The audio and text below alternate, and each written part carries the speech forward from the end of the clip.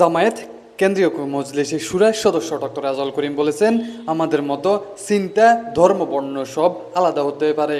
এক মায়ের গর্ভে জন্ম নিলে যদি মত আলাদা থাকতে পারে তাহলে আমাদের তাতে কোনো সমস্যা নেই, কিন্তু দেশ, জাতি ও মানবতার প্রশ্নে আমরা হব মানবিক ও উন্নত। আমরা আমাদের মেধাকে কাজে লাগিয়ে আলোকিত বাংলাদেশ গঠনে এগিয়ে যাব। আগামীর বাংলাদেশ হবে দুর্নীতি, অপরাজনীতি, অপসংস্কৃতি মুক্ত। শনিবার ৩০ আগস্ট দুপুরে লক্ষ্মীপুর সরকারি কলেজ ছাত্র শিবিরের আয়োজনে ক্যাম্পাস হলরুমে অনার্স প্রথম বর্ষের নবীন শিক্ষার্থীদের বরণ অনুষ্ঠানে প্রধান অতিথির বক্তব্যে তিনি এসব কথা বলেন। কলেজ শাখা শিবির সভাপতি আল আমিনের সঞ্চালনায় এতে প্রধান বক্তা ছিলেন কেন্দ্রীয় ছাত্র শিবিরের বিজ্ঞান সম্পাদক ডক্টর রিফাত মাহমুদ। বিশেষ অতিথি ছিলেন লক্ষ্মীপুর শহর শিবিরের সাবেক সভাপতি ফয়েজ আহমেদ, সরকারি কলেজ সাবেক সভাপতি অ্যাডভোকেট সুফিয়ান কামাল শামীম, সাবেক সভাপতি ফিরোজ হোসেন, লক্ষ্মীপুর শহর শিবির সভাপতি ফরিদউদ্দিন ও সেক্রেটারি আব্দুল আউয়াল হামদ প্রমুখ।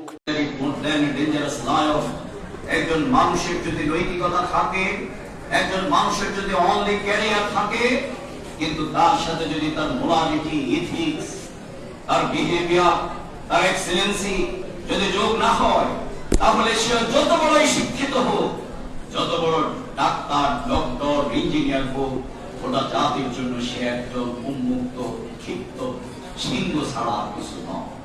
বাংলাদেশ সেভারাল টাইমস বাংলাদেশ কিন্তু দুর্নীতিতে চ্যাম্পিয়ন হয়েছে। বাংলাদেশে তোমরা এখানে যারা আছো আমার প্রিয় বন্ধুরা, তোমরা আইএমএ জাহিলিয়াতের ইতিহাস পড়েছো না? চেঙ্গিস খানের ইতিহাস পড়েছো না? হালাকু খানের ইতিহাস পড়েছো না?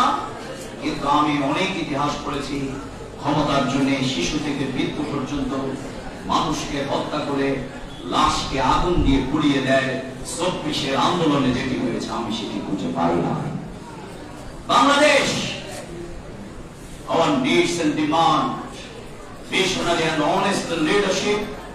আমাদের আজ বাংলাদেশ যা আছে, এখানে যদি সৎ এবং ভিশনারি নেতৃত্ব হয়, আমি তোমাদের কাজ বলছি, বাংলাদেশের শুধুমাত্র রাজনীতিবিদ যদি সৎ হয়, বাংলাদেশে আমলা যদি সৎ হয়, বাংলাদেশে ১২০০ কর্মকর্তা কর্মচারী যদি সৎ হয়, আমি তোমাদেরকে লিখে দিচ্ছি, বাংলাদেশ ১০ বছরের মধ্যে মালয়েশিয়া এবং সিঙ্গাপুর পৃথিবীর অনেক উন্নত রাষ্ট্রকে বাংলাদেশ অতিক্রম করবে।